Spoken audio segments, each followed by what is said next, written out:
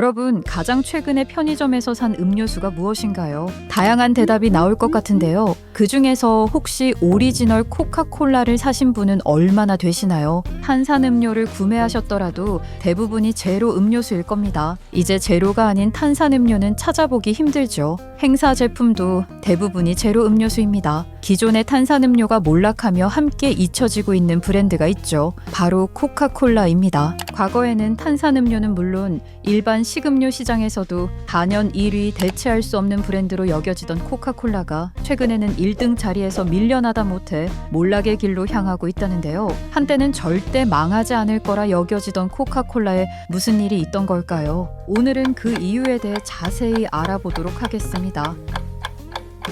세계에서 가장 유명한 음료 브랜드인 코카콜라는 그만큼 많은 국가에 판매되고 있는데요. 그런데 그 판매 방식은 다소 독특합니다. 완제품을 직접 판매하는 게 아니라 원액만 제공하고 현지 판매 계약을 맺은 회사가 이를 받아 제조, 유통, 판매까지 전담하는 방식이죠. 이 방식을 보틀링 파트너라고 하는데요. 국내에서는 LG 생활건강이 코카콜라의 보틀링 파트너를 독점 중입니다. 원래는 다수의 회사가 함께 계약을 맺고 있었으나 2007년 LG생건이 한국 코카콜라 보틀링을 인수하며 현재까지도 독점으로 운영 중인데요. 그만큼 LG생건의 음료 매출은 사실상 코카콜라 하나로 지탱된다고 해도 과언이 아니었죠. LG생건이 가격을 올린다고 해도 브랜드를 독점하고 있으니 다른 업체와 경쟁할 필요가 없었던 겁니다. 실제로 코카콜라는 경쟁 제품인 펩시와 달리 편의점 행사 등에 참여하지 않는 걸로도 유명했죠. 매년 연말마다 가격을 올려도 코카콜라는 펩시와 2배 가까운 격차를 유지하며 사실상 독점적인 위치를 공고히 했습니다. 그러나 계속 될 것 같던 코카콜라의 인기는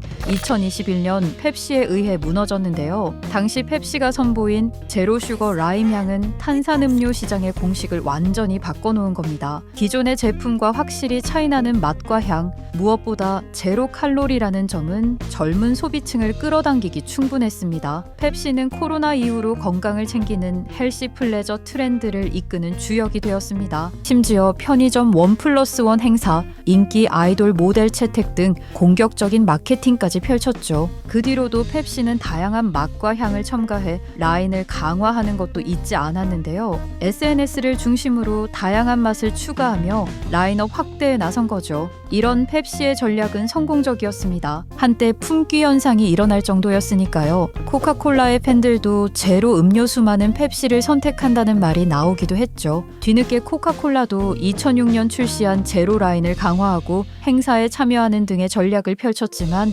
이미 펩시에게 주도권을 뺏긴 다음이었습니다. 제로 음료 트렌드는 국내에서만 이어지지 않았는데요. 코카콜라의 주요 시장이라 불리던 미국에서조차 2023년 닥터페퍼에게 시장 점유율 2위를 내주어야 했습니다. 하지만 이건 시작에 불과했습니다. 시간이 지날수록 코카콜라의 몰락은 더 빠르게 진행됐는데요. 2024년 한국 코카콜라의 영업이익은 891억으로 전년 대비 9.6%나 줄었습니다. 매출은 소폭 늘었지만 이익은 뚝 떨어진 겁니다. 심지어는 2007년 LG 생활건강에 인수된 이후 처음으로 희망퇴직을 실시하기도 했는데요. 한국 코카콜라는 영업직과 물류직, 50세 이상 직원을 대상으로 퇴직금과 자녀 학자금을 제공하면서 묵직한 구조조정에 들어갔습니다. 표면적으로는 인력 정체 해소라는 명분을 내세웠지만 사실상 구조조정의 성격이 더 강했죠. 특히 코카콜라는 그동안 안정적인 브랜드라는 인식이 강했던 만큼 이 희망퇴직은 심각한 신호로 받아들여질 수밖에 없었습니다. 그렇다면 코카콜라는 왜 이토록 급격한 추락을 겪게 된 걸까요? 단순히 제로 음료 시장에서 늦게 대응한 것만이 모든 일이 원인이라고 하기엔 지금의 위기를 설명하기 어렵습니다. 진짜 위기의 본질은 코카콜라가 오랫동안 유지해온 유통구조 자체에 있었는데요. 바로 앞서 설명드린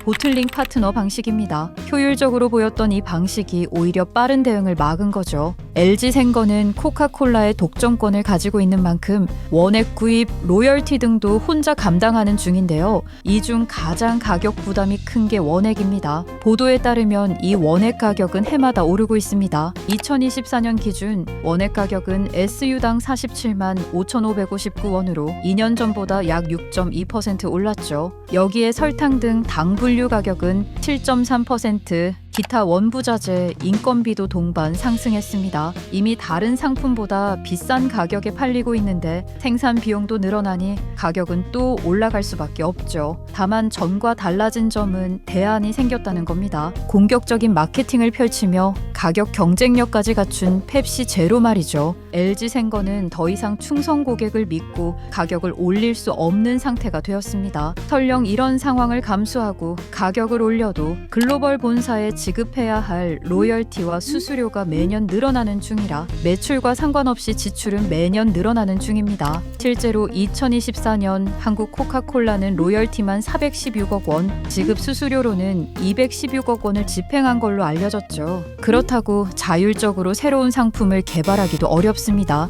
앞서 설명드린 원액당과 로열티를 포함해 본사 측과 복잡한 조율 과정을 거쳐야 하기 때문이죠. 독점이기 때문에 내부는 더욱더 복잡하고 느리며 자율성이 부족한 구조가 될 수밖에 없습니다. 반면 펩시는 같은 보틀링 시스템을 기반으로 하면서도 훨씬 더 유연하고 빠른 전략을 택했습니다. 한국 펩시콜라는 롯데 칠성음료를 보틀링 파트너로 두고 있는데요. 이 롯데 칠성음료는 펩시 외에도 칠성사이다, 밀키스, 핫식스 같은 다양한 자체 브랜드를 함께 운영하고 있습니다. 덕분에 특정 브랜드에만 수익을 의존하지 않아 가격이나 제품군에 있어 보다 공격적인 실험이 가능한 구조죠. 실제로 펩시는 2021년 출시한 펩시 제로 슈거 라임 향이 큰 인기를 끌자 여기에 파인애플향 제로 카페인 골드 에디션 등 다양한 파생 상품을 신속하게 추가하며 트렌드를 선도해 나갔습니다. 또한 1+1 행사와 같은 유통 마케팅도 적극적으로 활용했는데요. 가격 민감도가 높은 젊은 세대를 겨냥한 이 전략은 합리적 소비 트렌드와 맞물려 폭발적인 반응을 이끌어냈습니다. 그 결과 펩시 제로 시리즈는 출시 4년 만에 누적 17억 캔 판매를 기록하며 제로 음료 시장의 리더로 자리 잡았습니다. 코카콜라가 여전히 탄탄한 브랜드 인지도를 갖고 있음에도 불구하고 펩시는 유연한 제품 기획과 빠른 실행력으로 변화하는 소비자 입맛을 선점한 셈이죠. 이는 단순한 마케팅 차원을 넘어 파트너사와의 운영 구조, 수익 다변화 전략, 내부 의사결정 속도까지 포함한 종합적인 경쟁력의 차이로 이어졌습니다. 결국 코카콜라는 한국 시장에서 점점 뒤처지고 있는데요. 한국 시장에서 코카콜라는 단지 제로 탄산만으로는 반등이 어렵다는 판단 아래 완전히 새로운 영역으로 발을 넓히기 시작했습니다. 대표적인 시도가 바로 RTD 주류 시장 진출이죠. 2025년 한국 코카콜라는 잭다니엘 앤 코카콜라, 일명 잭콕 제품을 출시하며 국내 주류 시장에 출사표를 던진 거죠. 코카콜라가 국내에서 알코올 제품을 선보인 건 이번이 처음입니다. 한국 코카콜라는 이미 2020년 사업 목적에 알코올성 음료 제조 및 판매를 추가한 바 있습니다. 다만 지금까지는 제품 출시를 미뤄왔죠. 그 배경은 명확합니다. 전통적인 탄산음료의 성장률은 정체되고 제로 음료조차 빠르게 경쟁이 심화되자 콜라만으론 더 이상 충분하지 않다 하는 판단을 내린 겁니다. 기존의 카테고리를 벗어나 포트폴리오를 재구성하고 새로운 수익 모델을 찾으려는 시도라고 볼 수 있죠.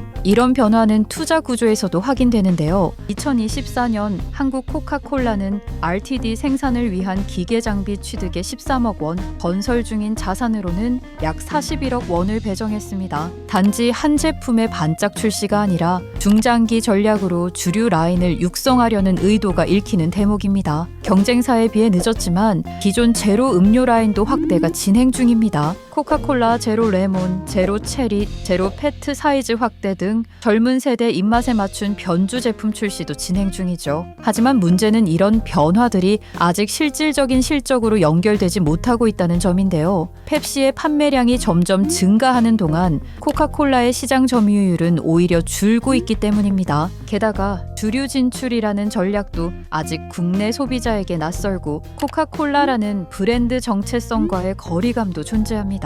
대안은 분명히 시도되고 있지만 그 효과는 아직 불확실한 상태인 거죠. 하지만 코카콜라가 기존의 방식을 고수하지 않고 구조 자체를 바꾸려 하고 있다는 점만큼은 분명한 변화의 조짐으로 볼 수 있습니다. 결국 한국 코카콜라는 운영의 구조적 문제와 트렌드 대응 미흡, 너무 단기적인 이익 추구가 결합된 결과로 볼 수 있죠. 그럼에도 코카콜라라는 브랜드 헤리티지가 남아있는 지금만이 다시 재도약할 기회이지 않을까요? 과거의 영광으로 남을지 다시 트렌디한 브랜드의 상징으로 남을지 시청자분들도 의견 남겨주세요. 오늘 영상이 유익하셨다면 구독과 좋아요, 알림 설정도 잊지 말고 부탁드릴게요. 다음 영상에서 더 흥미로운 내용으로 찾아뵙겠습니다. 오늘도 시청해주셔서 감사합니다.